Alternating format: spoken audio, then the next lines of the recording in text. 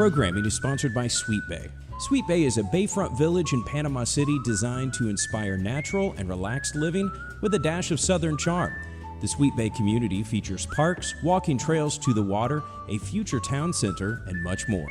It's got all the makings of a friendly neighborhood with everything you need, just a short walk away. For more information about the Sweet Bay community, call 844-35-SWEET or go online to sweetbayfl.com.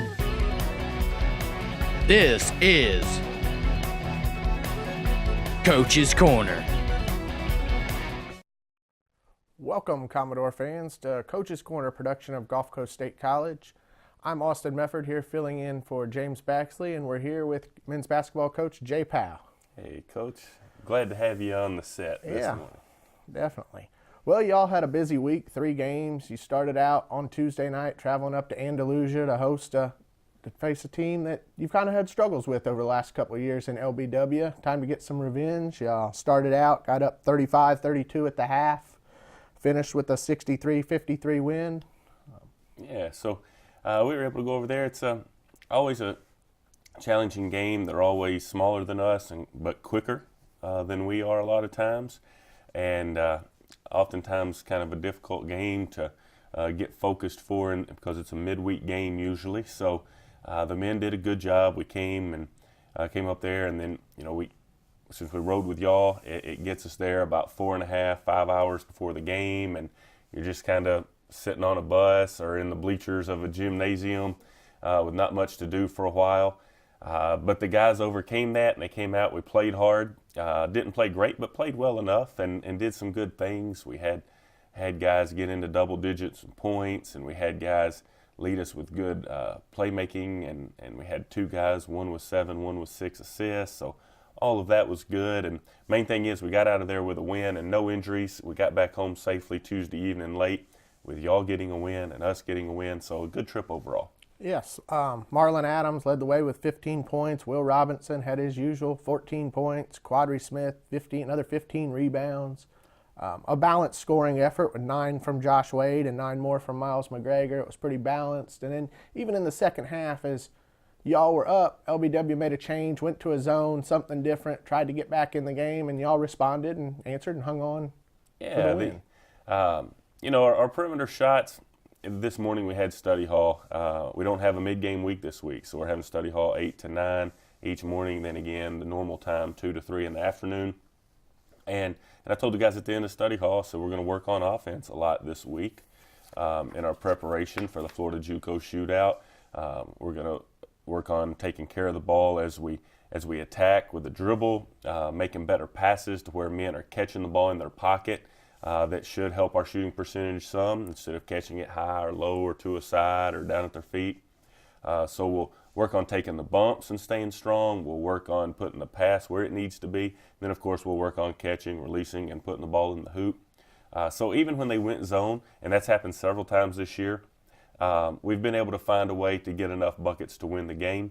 And going back to study hall, I told the guys, hey, if we can start making our perimeter shots, then look out. We're going to have a really, really nice season, because when you it's not a hidden fact. When you look at our three-point percentage right now, it's not good as a team, and there's not a single individual with a good three-point percentage. So that's a bright spot, because that's one thing that can be corrected. And as teams collapse more and more on our forwards and our post players, then we're going to get a little bit more open and better looks from the perimeter as well. So it's exciting times to be where we are with our record, and know that just by shooting the ball, we can extend leads more and even be a better team. Tough to guard when you can do it all. Then now on to Friday, you travel to the friendly confines of Marianna, Florida, to face the 18th ranked nationally Georgia Highlands College. Got out to a 27-23 lead at the half and finished it off with a 65-63 win. Coach Gaffney at Georgia Highlands does a good job. They've been to the national tournament 2 years in a row. You mentioned their national ranking. We knew we would have to play well to win, and the men came out and did that. They had a couple of losses, but 2 of their losses were to Motlow, who's right now number 7 in the nation. So that's all good, and I'm glad that we were able to get that win. It's one of those things where they have developed a style of full court pressure, getting up in you, trying to turn you over, scoring off of transition points after a turnover.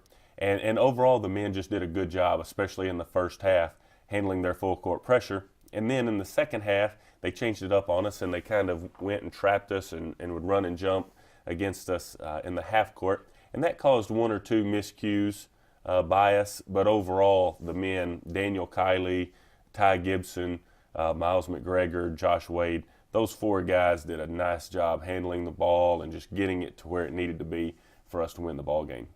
Yes, it looked like it was a very good defensive effort on the season. Georgia Highlands was averaging nearly 80 points a game. You held them to 63, 17 points below their average. And another balanced scoring effort by the Commodores. Marlon Adams, 14, Will Robinson, 12, Josh Wade, Miles McGregor, 8 apiece, Quadri Smith, 7. Yeah, and I believe that Ben Eke had 7 or 8 points in that game too, and he had 8 rebounds. So we had some guys step up and play well. The better teams, have that. They have different guys that can put the ball in the hoop a little bit, and so we were able to do that against Highlands. They did have one man. They shoot around 33 three-pointers a game and making just right at 12 of those. So we have to get out and defend the three-point line well. They had one man make 6 of 10 three-pointers, I believe it was. And so we knew we were going to have to run them off the line. We did that pretty well with everybody except him, and that allowed them to kind of keep us in it. Coach Jackson made a good point at halftime. They had 4 three-pointers at the half. Well, they had 5 three-pointers at the half, but 4 of them were in situations to where we did not defend it the way that we wanted to. And I believe that they maybe had 23, 24 points at the half. And at halftime, I was telling those guys, boom, boom, boom, boom. Those plays where they made buckets, that's unnecessary. That's uncalled for. You got to do better than that. We've worked on that. We've covered that. And Coach Jackson made a great point. He said, Coach, they average 80-something points a game. We've held them to 23, and we're upset because they scored 12 off of contested three-pointers. We need to be pretty pleased with that. And so he had a good point there, and the guys defensively came out in the second half. And while they scored a few more buckets, we did too, and we were able to win against a good team. Another good win for the Commodores. And then on Saturday, came back, quick turnaround, 1 o'clock. Faced a Washington Academy team that was kind of unknown, came in at the last minute. The game was changed. The opponent was changed with little time to prepare. Commodores came out, tied at the half, 30-30, outscored them 44-38 the second half to go on to a 74-68 win. Tyree Gibson had 13, Miles McGregor 11, Will Robinson 21, Quadri Smith 11. Another balanced scoring effort. Yeah, the game Saturday was a little odd. Whenever you're playing a preparatory school, of course, that's why we don't play them as the other junior colleges in the state and the country do. We don't play them unless it's by necessity to just get a game, and it's a last resort for me to schedule a preparatory game here.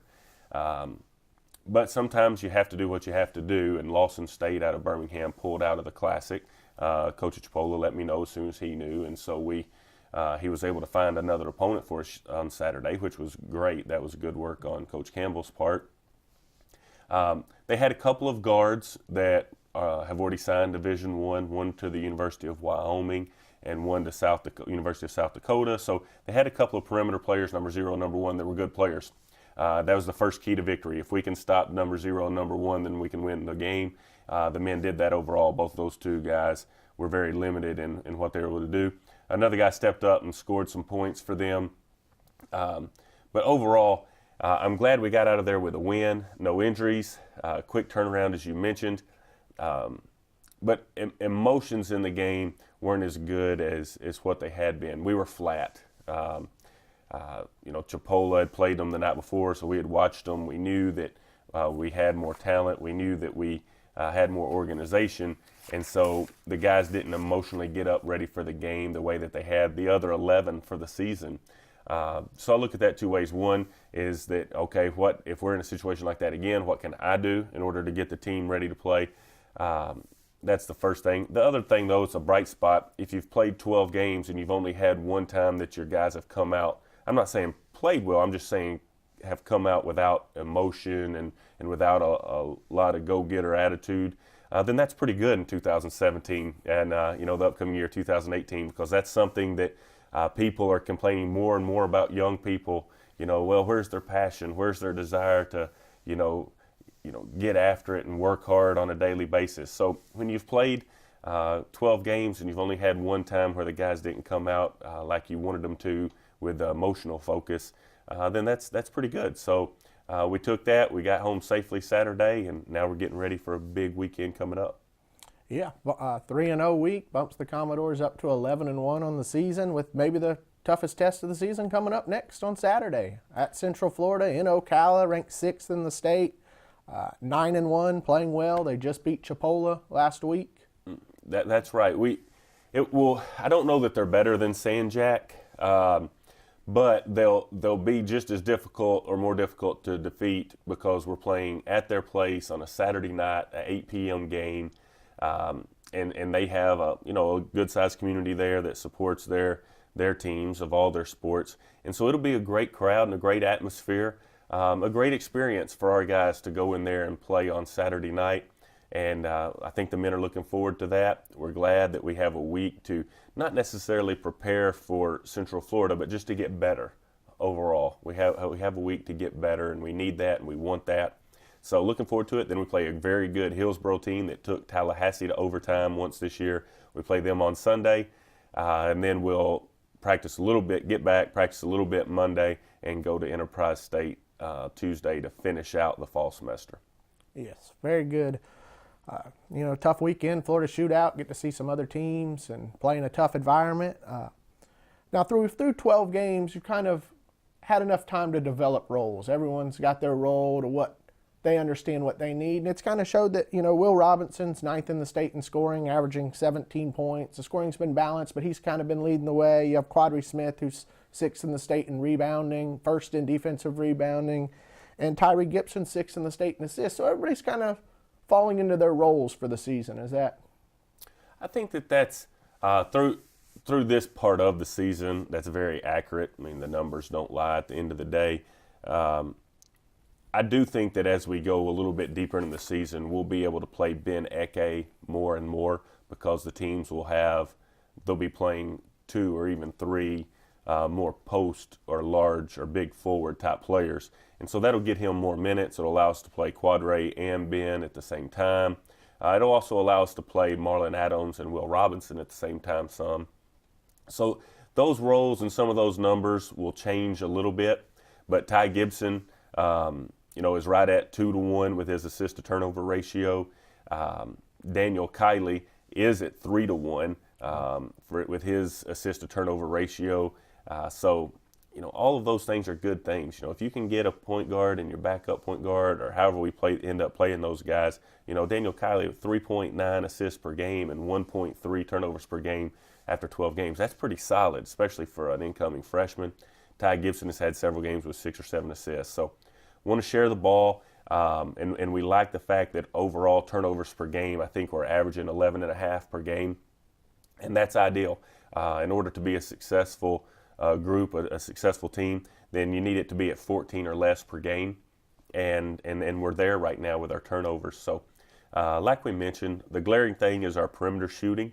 I think that will improve. I know that Ty Gibson, Josh Wade, Miles McGregor, Quadre Smith, Will Robinson, I know all of those guys, Daniel Kiley, I know they're all capable of knocking down perimeter shots, so we're going to continue to work. We're going to continue to believe in those guys. And when that happens, when that finally clicks and that happens, I think that it's going to be a really, really nice season. Most definitely. Well, Coach, that's all the time we have today for the 11-1 Commodores. We'll be back to talk about the Lady Commodores after the break.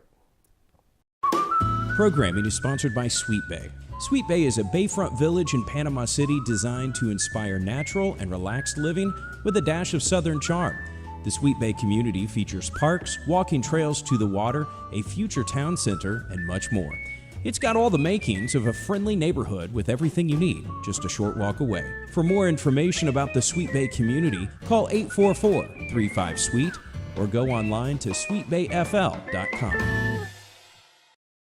Welcome back, Commodore fans. I'm here with fellow Gulf Coast student, Apollo Minor, that's going to be a guest here on the show today to talk about some Lady Commodore hoops. Commodores start off the week traveling to Andalusia, Alabama on Tuesday night to face LBW.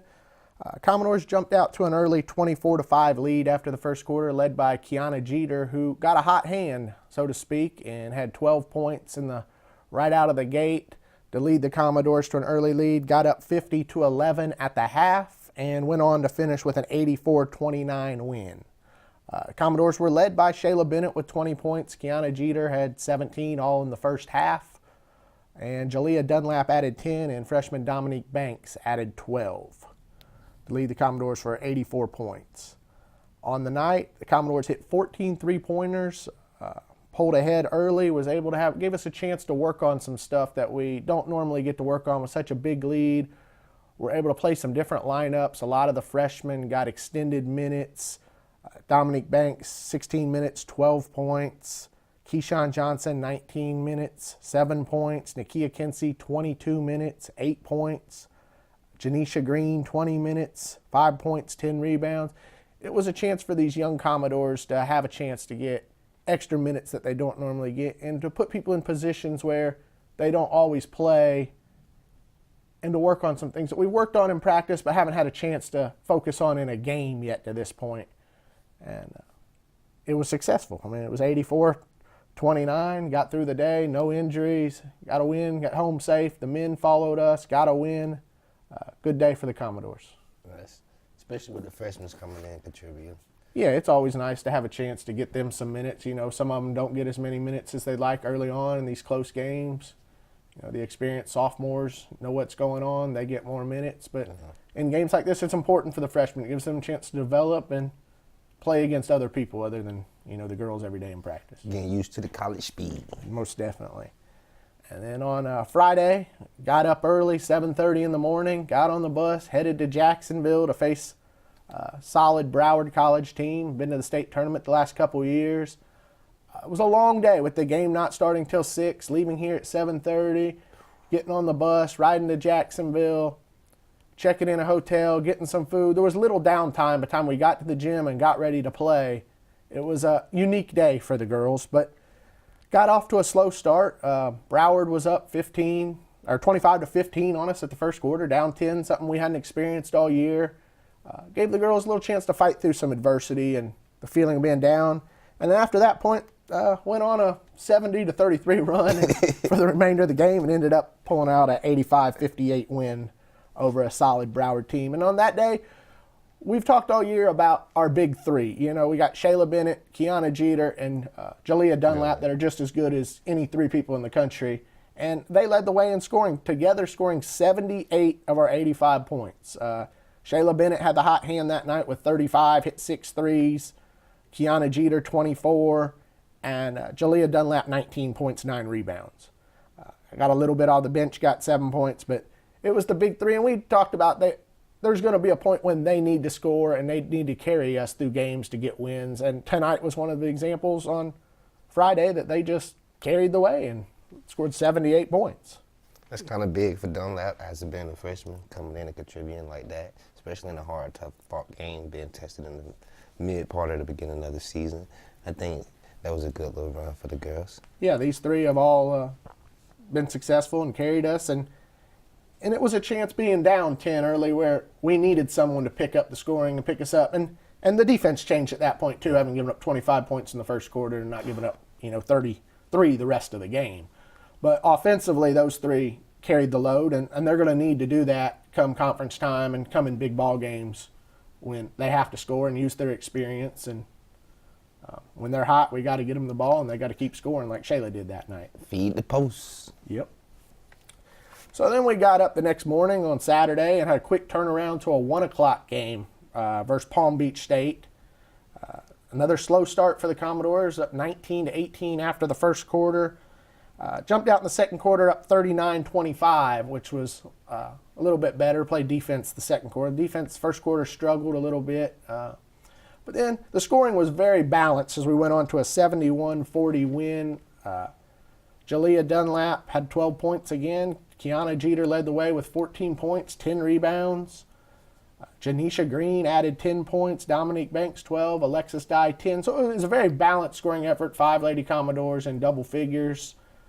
71 points on the game, a little low, but got some more. Another game, up 31, win by 31. Got some freshmen, got some extended minutes, and people that don't always get it. Janisha Green had a big day, 11 points, 6 rebounds, was nice, getting 22 minutes. Freshman Alexis Dye and Dominique Banks both in double figures. Dominique also added 6 rebounds.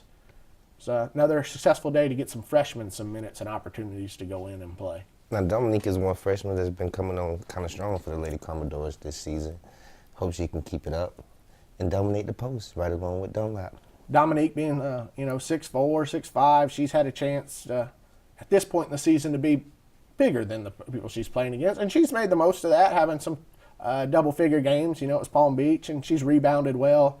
Had 6 rebounds that night, 4 offensive. So she's got some points off of offensive rebounds. And she's developing her game to where she needs to be. She's got long ways to go, but she's getting there. And, just got to keep working out. Commodores had 21 offensive rebounds that night. So that was big. They got to be like a record. A whole bunch. On to this week here, we got a 3-game homestand for the Lady Commodores. Central Georgia Tech comes into the Billy Harrison Fieldhouse on Saturday, 1 o'clock. They're 6-3 on the season, have some big wins. Beat an East Georgia State team that's very good. Beat Motlow that was at the national tournament last year. Playing well, won 3 in a row. Going to be a good test for the Commodores. Might be a good tough test, but a tough test is always a good test, especially when you're getting ready to head into conference play pretty soon. And also they going against teams that was in the national tournament. Yeah, they've played well, and hopefully to see all the Commodore fans out there, it should be a good test for us with the next 3 at home this Saturday and then the following Friday and Saturday at home as well. Let's look at the conference here as a whole. At this point in the season, the Lady Commodores are 8-0, 3-0 this week. Tallahassee team, 9-0, leading the country in scoring, averaging 100 points a game, playing just as good as anybody. Northwest Florida, 10-0. 3rd in the state, 15th in the country. Pensacola, 4th in the state, 13-0. And the Chipola Indians have started slow, but have came around 8-3, won 5 in a row, ranked 8th in the state. Like we got our work cut off in the conference with a lot of top-ranked teams from our conference in there. I say the only team we probably have to worry about is Chipola. They usually start off slow and finish strong. Well, Tallahassee looks like they might be one of the best teams in the country right now. They got a couple of returners that are very good, Japonica James, Jazz Hill, and they're playing well. They play that high energy, full court defense, averaging 100 points. So you got to score to beat them and slow them down. What? And Northwest Florida is just as good as anybody right now, playing well. They've kind of got a lot of people that fit unique roles, and they've gelled together early and playing good basketball this season, and Pensacola hadn't lost either. So Pensacola always have a good little team. It's going to be a fight for the 2 teams that get to go to Ocala this year. I think our girls going to be in the running for that. We'll see. Got a lot of work to go. And then let's look at some other Commodores that have played here in the past that have moved on to Division I institution. We don't get to do this as much and focus on some of the success we've had outside of Gulf Coast when they've moved on.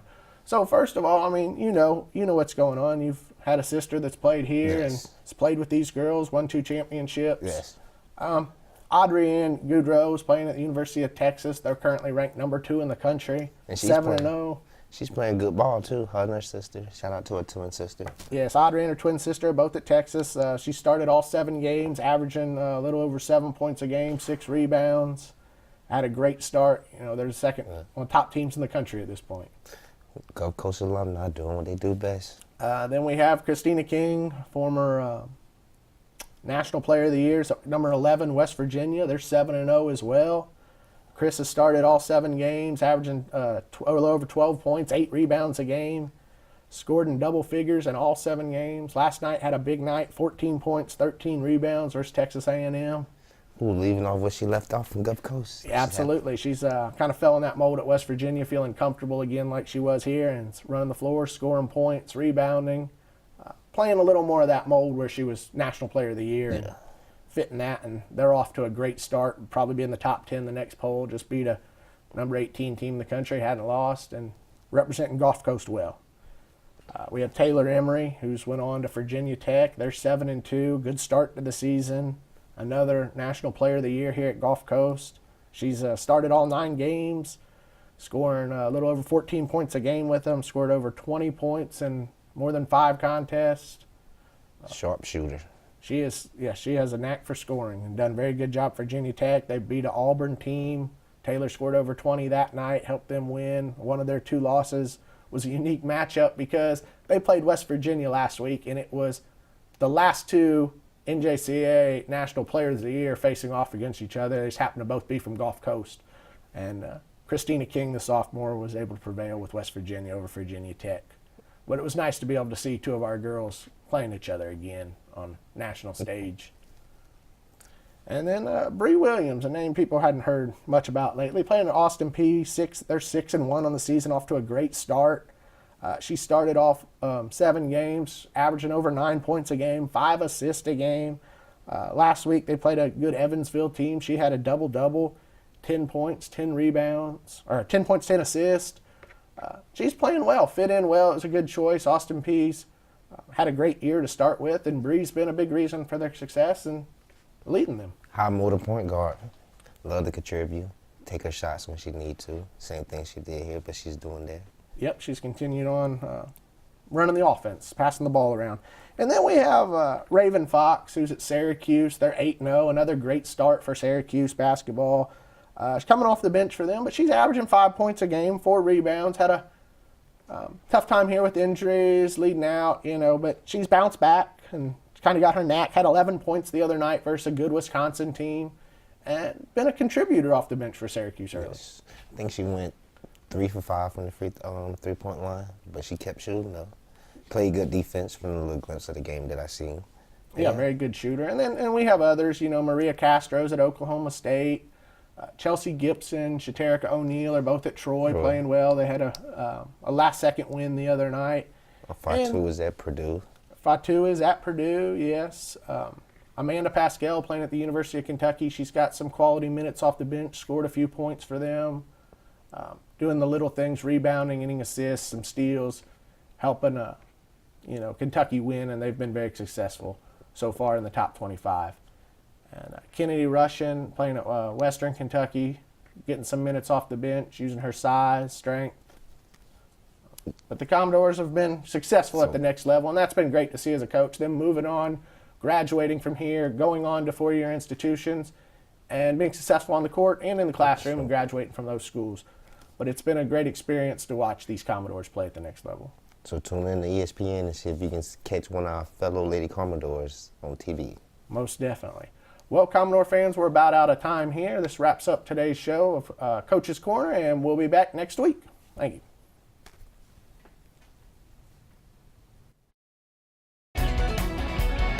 This has been Coach's Corner with your host, James Baxley.